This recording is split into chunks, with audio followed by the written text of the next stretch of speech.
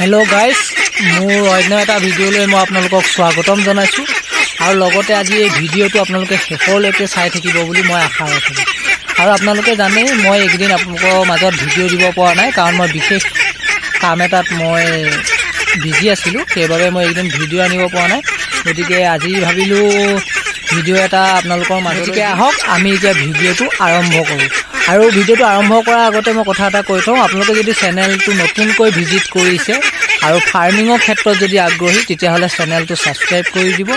আৰু কমেন্ট কৰি জনাব যে আপোনালোকক কেনেকুৱা ধৰণৰ ভিডিওবিলাক প্ৰয়োজন হয় গতিকে আহক আমি এতিয়া ভিডিওটোৰ মাজলৈ যাওঁ আজি এই ভিডিওটোত বিশেষ তেনেকুৱা একো নাই আজি এই ভিডিওটো এনেকুৱা ধৰণৰ নিয়মীয়া হাঁহ পালন যদি আপুনি কৰিছে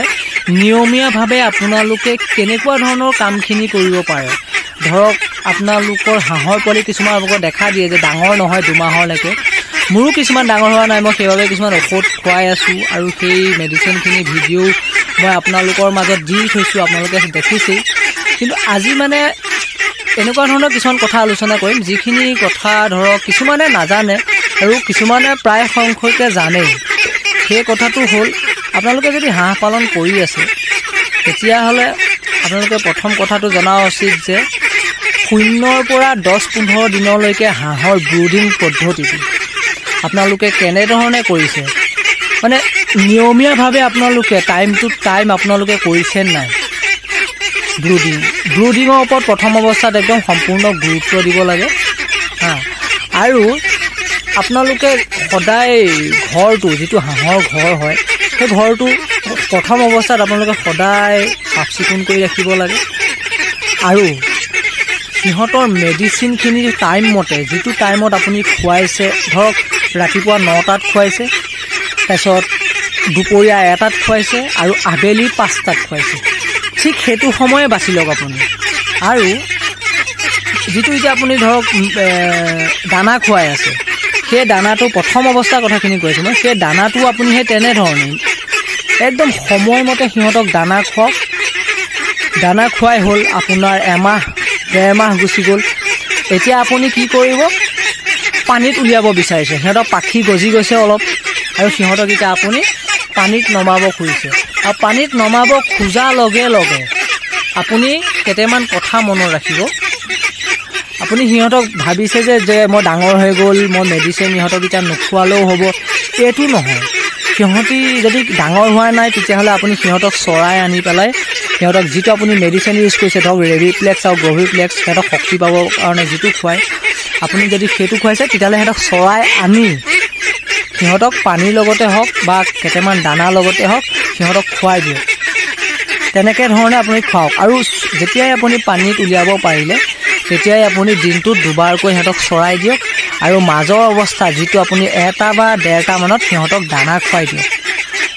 ডাঙৰ হোৱাৰ পিছতো আপুনি সদায় ডিচিপ্লিনটো সিহঁতক মেইনটেইন কৰি থাকিবই লাগিব তেতিয়া আপোনাৰ হাঁহৰ পোৱালিখিনি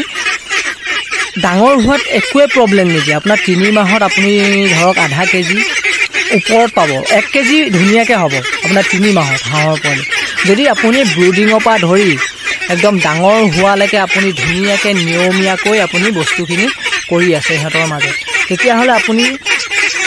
একো মেডিচিন তেনেকুৱা ধৰণৰ ডাঙৰ হ'ব বাবে খুৱাব নালাগে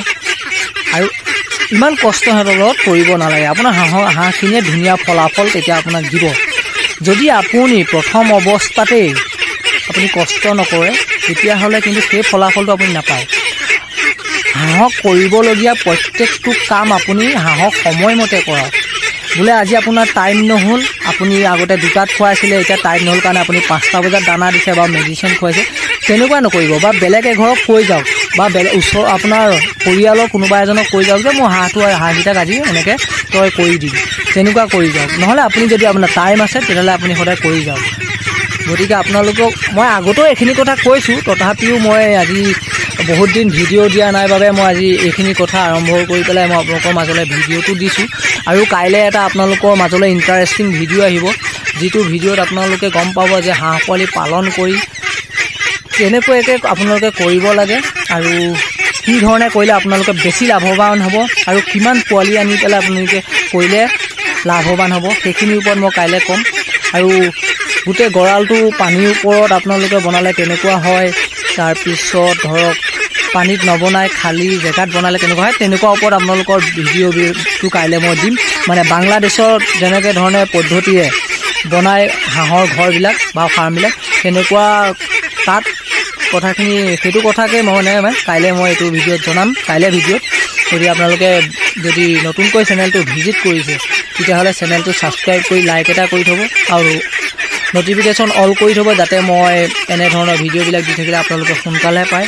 গতিকে আজিলৈ ভিডিঅ'টো বেছি দীঘলীয়া নকৰোঁ। ধন্যবাদ।